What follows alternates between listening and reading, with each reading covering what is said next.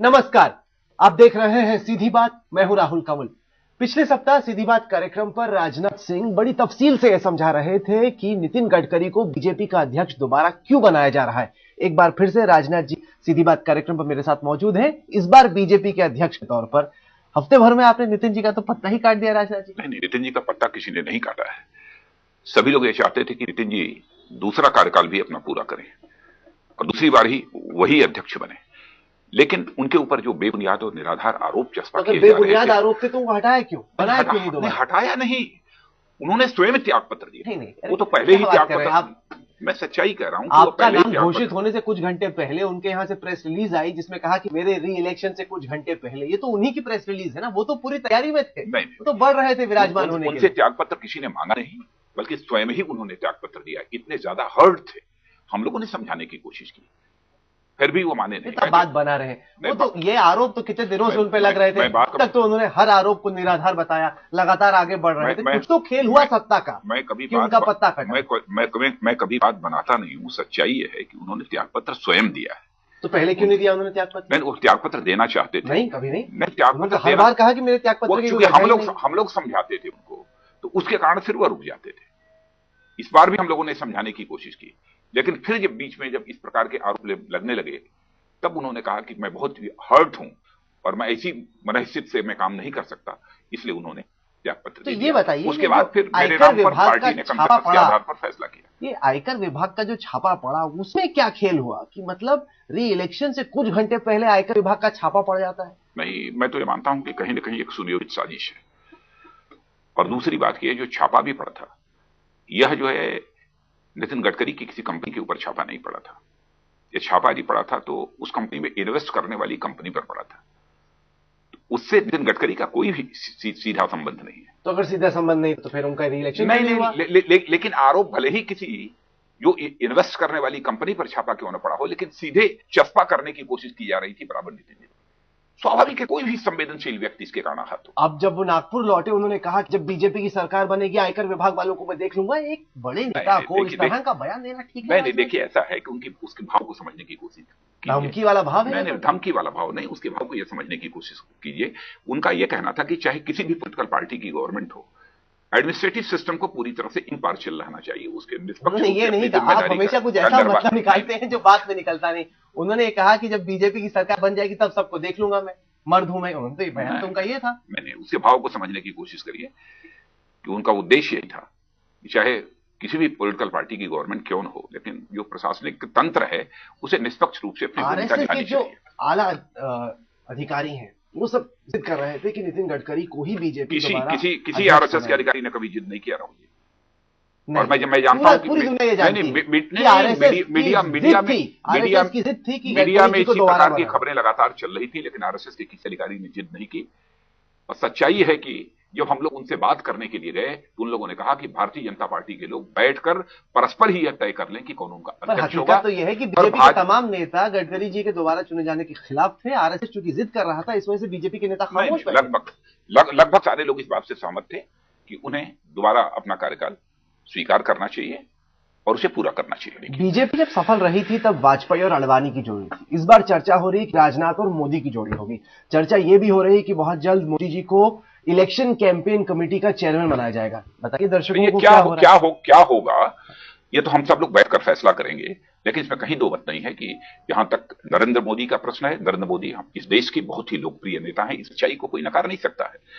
लेकिन किसके ऊपर क्या जिम्मेदारी सौंपी जाएगी, यह तो जब हम लोग बैठेंगे, हमारा कोर ग्रुप बैठेगा। प्लान तो बन चुका है। नहीं, प्लान अभी कुछ प्लान नहीं बना है। मैं देश को बताना चाहता हूं ऐसा कोई प्लान नहीं बना है, लेकिन हम लोग बनाएंगे। सबकी बातचीत होगी। आपको लगता है कि 2014 में जो लोकसभा चुनाव होंगे, जो न्याय संगत होगा, जो पार्टी के हित में होगा, जो देश के हित में होगा, वही काम भारतीय जनता पार्टी करेगी। आपको लगता है कि 2014 के लोकसभा चुनावों में नरेंद्र मोदी को एक चेहरे के तौर पर अगर बीजेपी आगे रखती है तो इससे बीजेपी को फायदा? देखिए, मैं पार्टी का अध्यक्ष हूं, मैं अकेले कोई बात यह नहीं कह सकता कि क्या होगा। एक हमारा प्रॉपर फोरम है सेंट्रल पार्लियामेंट्री बोर्ड का।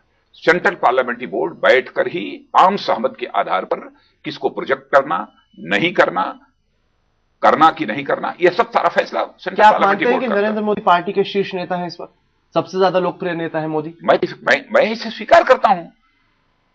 आप मानते हैं? बिल्कुल, मैं मानता हूं कि वो लोकप्रिय नेता है, इसमें कहीं दो, सबसे ज्यादा लोकप्रिय, सर्वाधिक लोकप्रिय नेता। मैं तो पहले भी कह चुका हूं, खूब चर्चा हो रही है लखनऊ। इस समय जो भी सर्वे आ रहे हैं, मैं समझता हूं कि इस समय कोई उतना लोकप्रिय नहीं है। इस सच्चाई को तो मैं पहले स्वीकार कर चुका हूं, ये कोई पहली बार नहीं कह रहा हूं। जो सच है वो बोलूंगा। क्योंकि चर्चा खूब ऐसी हो रही है कि पार्टी के भीतर सोच इस बात की है कि मोदी को गुजरात से निकल के अगली बार जो चुनाव है वो लड़वाया जाए लखनऊ से, ताकि उत्तर प्रदेश में पार्टी में कुछ स्पार्क आए। नहीं, मैं समझता हूं कि ऐसी हमारे सामने कोई बात नहीं आई है। क्या चर्चा हो रही है, क्या हो गया, मैंने मीडिया में तो बहुत सारी खबरें आती रहती हैं, चर्चा हो, बाहर नहीं बोलना चाहते। नहीं, लेकिन जो भी बात होगी वो परस्पर अपने सारे सहयोगियों से बातचीत करने के बाद ही हम लोग यह तय करेंगे। एक जो बहुत बड़ी चुनौती है आपकी वो ये कि पार्टी को साथ में कैसे लेके चलना। पूरी पार्टी एक साथ है, ये चुनौती हमारे लिए। ये तो आप कह रहे हैं, आप भी जानते हैं कि सब अपनी ही दाल गलाने में लगे रहते हैं। पूरी पार्टी एक साथ है। मैं तो ये मानता हूं कि हमारे जो पॉलिटिकल अपोनेंट्स हैं, जो हमारे राजनीतिक विरोधी हैं, ये वो देखते हैं कि भारतीय जनता पार्टी के ऊपर कोई गंभीर आरोप नहीं लगाया जा सकता और बदनाम नहीं किया जा सकता।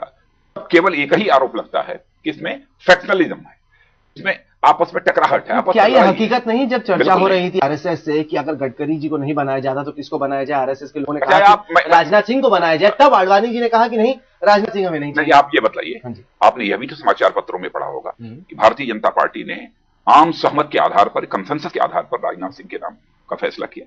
ये पढ़ा होगा ना। यदि आपस में गुटबाजी होती, यदि आपस में लड़ाई होती, तो मैं समझता हूं कि मेरे नाम का फैसला आम सहमत के आधार पर नहीं हुआ होता।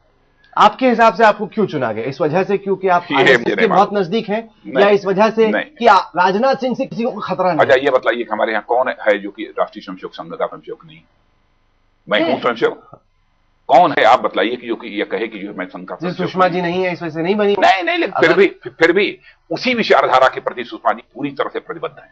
क्योंकि आडवाणी जी तो चाह रहे थे कि सुषमा जी बन जाए। क्योंकि वो महिला है इसलिए संघ की शाखा में नहीं गई होंगी, यह हो सकता है, लेकिन उसी विचारधारा के प्रति वो पूरी तरह से प्रतिबद्ध है। चूंकि आप आरएसएस से ही आते हैं, आपके रिश्ते हैं नागपुर में बैठे लोगों से, इस वजह से वो उनको लगता है कि राजनाथ को बनाओ तो ये हमारा ही काम करेगा। केवल मैं ही आरएसएस का स्वयंसेवक नहीं हूं, बल्कि भारतीय जनता पार्टी में बहुत सारे लोग, हमारे आदरणीय अडवाणी जी से लेकर आदरणीय अटल जी, आदरणीय अडवाणी जी से लेकर सारे लोग, ये जेटली जी हों, जोशी जी हों, वेंकैया जी हों, नितिन जी हों, ये सब सारे संघ के स्वयंसेवक ही हैं। आपके हिसाब से आरएसएस और बीजेपी के बीच क्या रिश्ता होना चाहिए? क्योंकि इस बार हमने देखा कि तकरार रही।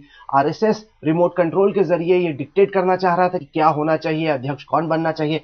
आडवाणी जी का जो खेमा है उसका विरोध कर रहा था। आपको लगता है कि एक राजनीतिक पार्टी की क्या दशा हो, क्या दिशा हो, इसमें संघ की योगदान होनी चाहिए? बस इतना ही आपको बतलाना चाहूंगा कि कभी भी राष्ट्रीय स्वयंसेवक संघ भारतीय जनता पार्टी को रिमोट के माध्यम से चलाने की कोशिश नहीं करता है। हाँ, ये सच है। तो ऐसा ही बस नहीं हो रहा है।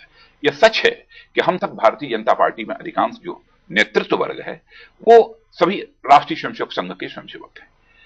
जब कभी किसी मुद्दे पर हमको राय परामर्श करनी होती है तो हम स्वयं अपनी तरफ, जब आपस में लड़ाई हो जाती है, कोई फैसला नहीं हो पाता तो नागपुर चले जाते हैं, कहते हैं आप ही बताइए क्या करना है। ऐसा कभी ये नहीं कहा है कि आप ये बताइए क्या करना है। और मैं 4 वर्षों तक पार्टी का अध्यक्ष रहा हूं और मैं कह सकता हूं कि राष्ट्रीय स्वयंसेवक संघ ने एक व्यक्ति के बारे में मुझसे ये नहीं कहा होगा कि फला को आप पार्टी का उपाध्यक्ष बनाइए, महामंत्री बनाइए अथवा इनको राष्ट्रीय कार्यकारिणी का सदस्य बनाइए। एक बार भी एक व्यक्ति के संबंध में नहीं कहा। देश की जनता यदि हमारी बात पर यकीन करती होगी तो स्वीकार कर लेगी। लेकिन समाचार पत्रों में जो प्रोजेक्शन होता है वो इस तरीके से, प्रोजेक्शन कहां से होता है कि राष्ट्रीय स्वयंसेवक तब होता है जब आग होती है। वो इसलिए तो बीजेपी से तो अंदर से निकल गया। आग बस इतनी ही है कि भारतीय जनता पार्टी के अधिकांश नेता राष्ट्रीय स्वयंसेवक संघ के स्वयंसेवक हैं, राजनीतिक क्षेत्र में काम कर रहे हैं। लेकिन वहीं पर जो जिस राष्ट्रीय स्वयंसेवक संघ के वह स्वयंसेवक हैं, उस राष्ट्रीय स्वयंसेवक संघ में तपे तपाए और सामाजिक और सांस्कृतिक क्षेत्र के बहुत सारे अनुभवी दिग्गज बैठे हुए हैं। तो बहुत सारी समस्याओं के समाधान के लिए उनके साथ राय परामर्श करते हैं लोग। इस सच्चाई को भी मैं नहीं नकारना चाहता। गृह मंत्री शिंदे ने यह आरोप लगाया है कि आरएसएस और बीजेपी आतंकवादी पैदा कर रहे हैं। देश में जो तमाम आतंकवादी हमले हो रहे हैं उसमें संघ का हाथ है। और दिग्विजय सिंह ने तो यहां तक कह दिया कि आप आतंकवादियों से मिलने गए और आप आडवाणी जी और सुषमा जी जाके प्रधानमंत्री से मुलाकात की कि इन आतंकवादियों को माफ कर। शिंदे साहब को मैं यह जानकारी देना चाहता हूं, भारत सरकार के जो गृह मंत्री हैं, उन्होंने कहा है कि भाजपा और संघ के प्रशिक्षण शिविरों में आतंक का प्रशिक्षण दिया जाता है, यानी आतंकवादी तैयार किए जाते हैं। राजनाथ सिंह ने भी उसी राष्ट्रीय स्वयंसेवक संघ और भारतीय जनता पार्टी के प्रशिक्षण शिविरों में प्रशिक्षण प्राप्त किया है। इसका मतलब कि राजनाथ सिंह ये आतंकवादी है। अडवाणी जी ने भी वहीं से प्रशिक्षण प्राप्त किया है। हमारे यहां बहुत सारे कार्यकर्ताओं ने वहीं से प्रशिक्षण प्राप्त किया है। तो यदि आतंकवादियों को अपने प्रशिक्षण शिविरों में आरएसएस और भारतीय जनता पार्टी प्रशिक्षण देता है, तो क्यों नहीं सबसे पहले तो हम लोगों को गिरफ्तार करके भेजना चाहिए। गृह मंत्रालय ने 12 ऐसे नाम दिए। नंबर टू, यदि सिमी और लश्कर तोयबा जैसे अन्य बहुत सारे संगठनों को एक आतंकवादी संगठन मानकर यह भारत सरकार यदि प्रतिबंधित कर सकती है, तो यदि भारतीय जनता पार्टी और राष्ट्रीय स्वयंसेवक संघ है, इसको क्यों नहीं यह कांग्रेस लेडी यूपीए गवर्नमेंट प्रतिबंधित करती है? क्या केवल वोट बैंक की पॉलिटिक्स को ध्यान में रखकर या बेबुनियाद और निराधार आरोप चस्पा करने की कोशिश कर रहे हैं? गृह मंत्रालय ने 12 नाम गैर जिम्मेदाराना बयान है। 12 नाम ऐसे दिए हैं उन लोगों के खिलाफ जो कार्रवाई चल रही है, जिनके संघ से रिश्ते थे, हो सकता है जो संघ से ही निकल के आए। कांग्रेस पार्टी में भी बहुत सारे लोग ऐसे बैठे हुए हैं जो कभी न कभी संघ की शाखाओं पर गए। इसका मतलब नहीं कि पूरे के पूरे संगठन को बदनाम कर दिया जाए। क्या भारत सरकार के गृह मंत्री सिंधे साहब को इस बात की जानकारी नहीं है कि स्वयं, चाहे वो समझौता एक्सप्रेस का कांड हो, चाहे मस्जिद का कांड हो, चाहे अजमेर शरीफ का बम ब्लास्ट हो, हर के पीछे अमेरिका की भी एफबीआई ने यह कहा है कि इसके पीछे हाथ है तो लश्कर तोयबा का है। यूएन में भी रेजोल्यूशन जो हुआ है उसमें भी लश्कर तोयबा नहीं, पर यहां पे तो जो टेस्टिमनीज हैं, आप कई सारे लोग ले लीजिए, संदीप डांगे हैं, लोकेश शर्मा है, स्वामी असीमानंद है, राजेंद्र है, मुकेश वसानी है, देवेंद्र गुप्ता है, ये सब किसी ना किसी तरीके से संघ से जुड़े हुए थे। मैं कहता हूं हो सकता है कि संघ की शाखाओं में ऐसे लोग गए, सबूत है उनके, या हो सकता है जुड़े हों। हम इसको पूरी तरह से नकारते नहीं, हो सकता है कभी गए। मैं तो कहता हूं कांग्रेस में भी बहुत सारे मंत्री जो बैठे हुए, वरिष्ठ मंत्री, उनसे भी जाकर यदि पूछे तो कभी न कभी वो भी संघ से उनका संबंध बहुत सारे लोगों का रहा होगा। सबका रहा होगा ये मैं नहीं कह रहा हूं, लेकिन बहुत सारे लोग उसमें ऐसे निकल आएंगे जिनका कि संघ के साथ संबंध रहा अथवा संघ की शाखाओं में गए। इसका मतलब कि कांग्रेस को ही एक आतंकवादी संगठन बिल्कुल हम साबित करते हैं। तो क्या करेंगे आप शिंदे जी के खिलाफ? देश भर में आपने विरोध किया, लेकिन कांग्रेस पार्टी खड़ी अभी भी गृह मंत्री। देखिए, भारत सरकार के गृह मंत्री के इस स्टेटमेंट का समर्थन यदि किसी ने किया है तो पाकिस्तान के एक आतंकवादी संगठन के मुखिया हाफिज सईद ने किया है, और उसने यह बतलाने की सारी दुनिया को कोशिश की है कि पाकिस्तान आतंकवादी स्टेट नहीं है, बल्कि आतंकवादी स्टेट, आतंकवादी नेशन यदि कोई है तो भारत है। भारत की प्रतिष्ठा को अंतर्राष्ट्रीय जगत में धूमिल करने का काम भारत सरकार के गृह मंत्री ने किया। तो बजट से इशारा है बीजेपी की रणनीति क्या है? यह एक नेशनल प्राइड का सवाल है, राष्ट्रीय गौरव का सवाल है। इसीलिए भारतीय जनता पार्टी ने 24 तारीख को सारे देश भर में स्थान स्थान पर धरने का कार्यक्रम आयोजित किया था और उसके माध्यम से अपना विरोध दर्ज कराया था। हम आगे भी हमारा यह आंदोलन चलेगा, और जब संसद की कार्रवाई प्रारंभ होगी तो संसद में भी प्रभावी तरीके से हम इस मामले को उठाएंगे।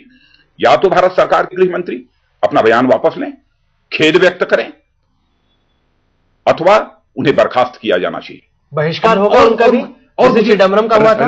राहुल, मुझे आश्चर्य यह हो रहा है, नेशनल प्राइड जैसे केस के सवाल पर भी हमारे प्रधानमंत्री जी चुप्पी साधे बैठे हुए हैं। कांग्रेस की अध्यक्षा सोनिया जी ने भी एक लफ्ज भी बोलना गंवारा नहीं समझा।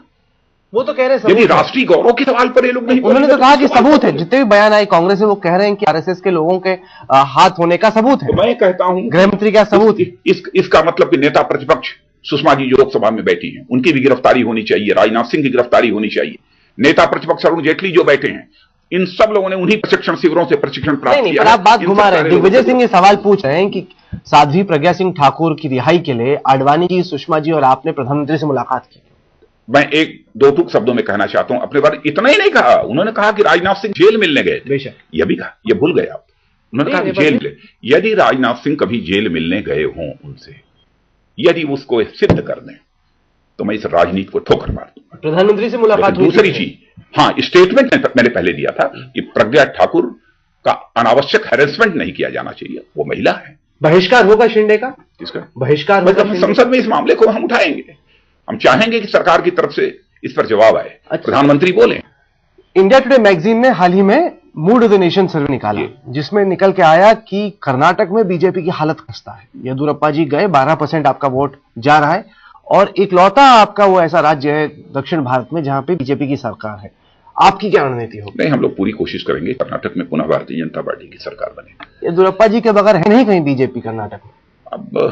अब ऐसा मैं कुछ नहीं कह सकता हूं। हो सकता है कि यदि कोई कद्दावर कोई व्यक्ति यदि पार्टी से बाहर जाता है तो निश्चित रूप से थोड़ी बहुत क्षति होती है, लेकिन उस क्षति की भरपाई भी होती है। नहीं, अनबन हो गई थी काफी गडकरी जी और येदियुरप्पा जी की। क्या राजनाथ सिंह कोशिश करेंगे येदियुरप्पा को वापस लाया जाए बीजेपी? देखिए, हमारे सामने ऐसा कोई प्रस्ताव नहीं आया है। प्रस्ताव तो आप लेके आएंगे ना? नहीं, हम प्रस्ताव लेकर कैसे आएंगे? हमारे सामने कोई प्रस्ताव यदि आता है तभी हम उस पर विचार कर रहे हैं। अच्छा, मुझे ये बताइए कि हाल में इतना जो विरोध हुआ महिलाओं की सुरक्षा को लेकर, अब आप अध्यक्ष हैं, 2014 में टिकटें जो दी जाएंगी वो आपके जिम्मे होगा। मैं आपसे ये जानना चाहता हूं कि क्या आप बीजेपी अध्यक्ष के तौर पर जो लोग देख रहे हैं उनको ये वायदा कर सकते हैं कि राजनाथ सिंह एक भी ऐसे आदमी को टिकट नहीं देगा जिसपे कोई आपराधिक मामले दर्ज हैं, या फिर खासतौर से महिलाओं से छेड़छाड़ के मामले उसके ऊपर है? यदि अनजाने में यदि हो सकता है कि जानकारी में हमारी संज्ञान में बात न आए तो ऐसी गलती हमसे हो सकती है, लेकिन जानकारी में रहेगा तो निश्चित रूप से। नहीं, पर रेप के हैं, मर्डर के हैं, लोगों को भी टिकटें मिलती हैं। जिनके ऊपर रेप का कोई मामला होगा तुमको टिकट देने के केसेस चल रहे होंगे, तुमको टिकट देने का ये आपकी गारंटी है? गारंटी है, क्योंकि महिलाएं बहुत आहत है इस बात से। बिल्कुल गारंटी है। जिनके ऊपर बहुत संगीन आरोप होते हैं उनको भी टिकट मिल जाते हैं। इस देश की सारी जो है महिलाओं की आश्वस्त अपनी तरफ से करना चाहता हूं, और हम लोग कितना सम्मान करते हैं मैं आपको जानकारी देना चाहता हूं। भारतीय जनता पार्टी हिंदुस्तान की अकेली एक ऐसी राजनीतिक पार्टी है जिसमें कि संगठन में भी 33% का रिजर्वेशन हम लोगों ने महिलाओं को दिया है। जब मैं भारतीय जनता पार्टी का राष्ट्रीय अध्यक्ष था तब मैंने इस मामले में महिला आरक्षण बिल अगर कांग्रेस बजट सेशन में लेके आती है, क्या आपका बात छोड़िए, इतने दिनों से पेंडिंग में पड़ा हुआ है, कांग्रेस करना ही नहीं चाहती। मैं जानता हूं लेकर नहीं आएगी। नहीं, अगर लेके आती है तो अगर लेकर कैसे, इतने दिनों तक 9.5 वर्षों तक लेकर नहीं आएगी कांग्रेस में। वो आप छोड़िए, मैं कह रहा हूं कि अगर सोनिया जी लेके आती है, क्योंकि सोनिया जी ने बयान दिया है कि इस बार पास किया जाएगा महिला आरक्षण बिल, अगर आता है तो बीजेपी का क्या रोक होगा? भारतीय जनता पार्टी तो पहले से ये चाहती ही है कि महिलाओं का आरक्षण। हमेशा कोई वजह खोज लेते हैं उसको ठंडे बस्ते में डालने के लिए। कभी हम लोगों ने कोई वजह नहीं खोजी है। तो आपका पूरा समर्थन है? भारतीय जनता पार्टी के ऊपर यह आरोप महिला आरक्षण बिल के संबंध में नहीं लग सकता। नेताओं पे लगता है, अन्य राजनीतिक पार्टियों के ऊपर लग सकता है, लेकिन भाजपा के ऊपर आरोप नहीं लग सकता। इसके प्रति प्रतिबद्धता यदि किसी एक राजनीतिक पार्टी की है तो भारतीय जनता पार्टी। चलिए, आपने आदरणीय अटल बिहारी वाजपेयी ने ही इसकी शुरुआत की थी। आपने बड़ी बात कही, आपने कहा कि किसी भी आपराधिक छवि वाले नेता को टिकट नहीं दी जाएगी। देश की जनता देख रही है। बिल्कुल उम्मीद करते हैं कि वायदा खिलाफी नहीं करेंगे। मैंने वादा खिलाफी तो आज तक नहीं किया है, तो अब क्या वादा खिलाफी करेंगे? लेकिन मैं साफ कर देना चाहता हूं, किसी आंदोलन के दौरान यदि कोई आपराधिक मामला किसी के खिलाफ दर्ज हुआ है, इसका मतलब यह नहीं होता है कि उसको टिकट नहीं मिलेगा। चलिए, बड़ी चुनौती है आपके सामने। रेप के मामले में किसी को नहीं मिलेगा टिकट, या मैं दो टूक शब्दों में एक बार फिर से आपको मुबारकबाद देते हैं और उम्मीद करते हैं कि आप की जो सेकंड टर्म है वो पहली टर्म से बेहतर नतीजे लेके आएगी आपकी पार्टी के। बहुत बहुत धन्यवाद, शुक्रिया, आपने हमसे बातचीत की। तो ये थी बीजेपी अध्यक्ष से आज की सीधी बात। यह कार्यक्रम आपको कैसा लगा? आप अपनी राय हमें ईमेल के जरिए भेज सकते हैं। हमारा ईमेल का पता है sb@aajtak.com। साथ के साथ इस कार्यक्रम को आप हमारी वेबसाइट पर देख सकते हैं जिसका पता है www.aajtak.in/सीधी बात। तो अगले सप्ताह एक बार फिर से मुलाकात होगी। तब तक के लिए देश और दुनिया की बाकी खबरों के लिए आप देखते रहिए आज तक।